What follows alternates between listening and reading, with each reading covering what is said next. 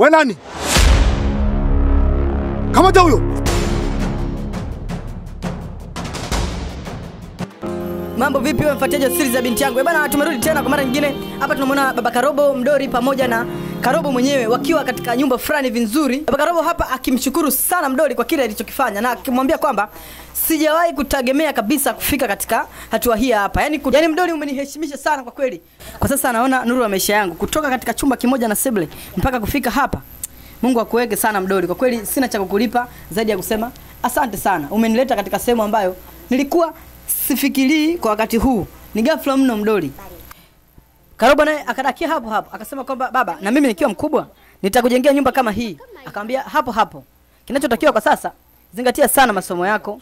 Fanya kazi kwa bidii. Hiyo ndio siri ya mafanikio yako. Na kama mama mdogo Mdori alivyokuambia atakupeleka shule, sawa? Nitasoma sana babangu, usijali kwa hilo. Zingatia sana masomo yako. Kwa sababu kila mafanikio ambayo unayaona ya mtu yanatokana na kujituma na kuweka imani kwa Mwenyezi Mungu. Hiyo ndio siri ya mafanikio. Mdori kasema huu ni muda wa kupumzika sasa. Kwa hiyo kama nilivyowaambia kwamba kesho nina ratiba ya kwenda kuwafanyia shopping. Karobo kusikia shopping akafurahi na baba Karobo akamwambia kwamba Karobo mwanangu, nenda karare sasa hivi. Akamwambia sawa, nitaenda kulala kwa sababu nina hamu sana na shopping. Kisha akaondoka. Upande wa pili hapa tunamwona Sonia na Kizibo. Unaenda wapi? Unafika kwenye nyumba za watu, husalimii na unataka kuingia ndani. Tabia wapi hiyo binti? Sonia akamfuata akamwambia mke wa mtu, nyumbani kwa kaka yako, unafanya nini? Kizibo akamwambia sawa, mimi mke wa mtu nipo kwa kaka yangu na wewe ambaye umepewa taraka. Akamwambia oh, kwani umesahau? Umesahau kwamba mimi hapa na damu yangu? Kizibo akacheka akamwambia damu yako? Hivi unajua damu yako iliyopo kwa sasa hivi? Mtu yupo huko anakula maisha. Na nina uhakika kwamba Karobo kwa sasa hakumbuki hata ukucha wako. Na hata huyo kaka yangu sasa hivi anaendesha gari. Tena gari lenyewe sio gari tu, Range Rover. Sonia kusikia gari akashtuka. Akamwambia unasemaje? Au unanidanganya? Unasema kwamba Baba Karobo anaishi uzunguni? Kizibo akamwambia kumbe taarifa unazitaka Sasa ngoja nikupe habari. Karobo sasa hivi ana mama mpya. Tena sio mama tu, ni Peace Kali. Sio wewe kinyago. Sonia akamwangalia akamwambia samani, unaweza kanionyesha pale alipo? Kizibo akamwambia we, uende ukamloge tena? Mchawi mkubwa wewe. We! Koma. Nenda kaulize mizimu yako. Mchawi mkubwa wewe. Basi bwana, upande wa pili hapa tunamwona mama yake Rebi akiwa na watoto wake. Mama mtu hapa akiwa analia kwa sababu Rebi toka juzi na hajaonekana. Yaani naye kwanza kabisa tutaenda kituo cha polisi. Lakini pia tutaenda hospitali. Lakini kama itoshi pia tutaenda na mortuary. Mama yake kusikia mortuary akashtuka. Akamwambia mortuary kufanya nini? Mwanangu hajafa, bado ni mzima. Basi huyu mkubwa mtu akadakia akamwambia mama sio baya.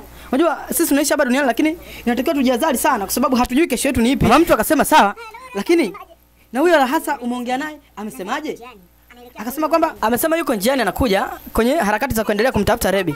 Basi dakika mbili na kisha tunarudi na Rebi.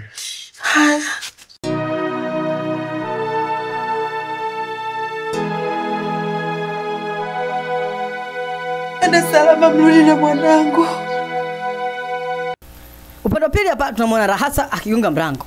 Wakati anagonga mlango, dakika mbili nyingi mlango unafunguka. Anatoka Mwamba. Ikumbuke huyu Mwamba ndo yule ambaye amemfumania na mke wake na mpaka ndoa ya Rahasa kuvunjika ni kwa sababu tu ya huyu Mwamba. Ameshamfuma zaidi ya mara moja mara mbili. Alipofika akamwambia samahani sana, yani nilikuwa najiandaa hapa nije kwako kwa lengo la kukuomba msamaha. Rahasa akamwambia hapana, sicho kilichonileta. Kilichonileta kwako ni taarifa za Rebi. Naomba umtoe Rebi ndani. Mwamba akashtuka akamwambia Rebi mimi sijui yupo wapi na toka umeondoka naye sijawahi kuonana na Rebi. Akamwambia usinifanye mtoto mdogo. Naomba umtoe Rebi humu ndani. Bado jamaa akaendelea kusimamia pale pale kwamba Rebi hana mawasiliano naye tokea kwa sasa. Na hajui ni wapi alipo. Rahasa akapata hasira akamkunja. Akamuuliza, "Mara ya mwisho kumuona Rebi ilikuwa ni lini?" Akamwambia, "Toka tu pale ambapo umeondoka naye, mimi sijamuona tena Rebi." Wakati anaongea akatokea mdogo wake. Akamwambia, "Hapana. Nimesikia kila kitu kilichokuwa kinaongelewa. Rebi ulikuwa naye bro ndani na jana tu nilikuwa nasikia mkigombana sana. Sema ukweli. Rebi uko wapi? Mwambie tu kweli bro. Umempeleka wapi Rebi?" Upande mwingine hapa tunamwona mama yake Joani, hapa aka Zebu. Dakika mbili nyingi anapita Sonia. Joani anamsalimia. Shikamoo Mama Karobo, akaitikia. Akamwambia unamfahamu mama yangu ukweli? Akamwambia simfahamu. Mama Joani akasema mimi ndo mama yake na Joani. Wakati anaendelea kuongea pale, akaropoka Joani kwamba hivi utakuepo kwenye birthday ya Karobo. Mama yake akamziba mdomo akamwambia vitu vingine vivi vinakupita. Sio lazima unaongea. Bwana tukirudi upande mwingine hapa tunamwona baba Karobo hapa akikaa katika kiti kizuri anaangalia TV kubwa. Yaani amezoea nyumba yake lakini hii ni nyumba mpya. Dakika mbili nyingi anaingia mdoli akiwa amependeza sana. Anafika anamwangalia sana kwa mapenzi. Wakati anaingia pale huku nyuma kuna zawadi kaibeba. Akasogea mdogo. Alipofika pale akamwambia habari yako baba Karobo. Baba Karobo akaitikia akamwambia zako ni nzuri. Sijui wewe akamwambia pia na mimi ni nzuri. Akamwambia kila kitu ambacho nilisema nimeshakikamilisha.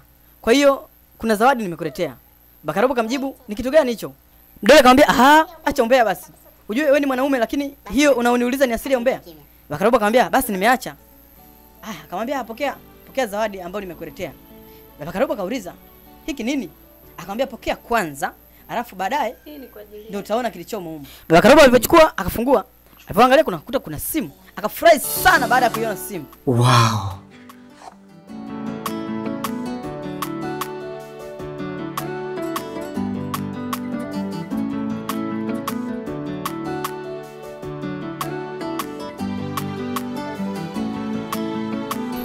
Alipomaliza kumhagi, mdoli akamwambia kwamba nilikuahidi kwamba nitafanya kila kitu kwa ajili yako.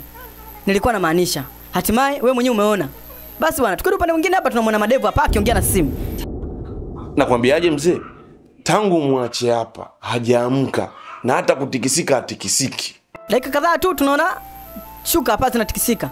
Kutokea kumbe Rebi bwana. Ikumbukwe Rebi anatafutwa na wazazi wake yupo kule.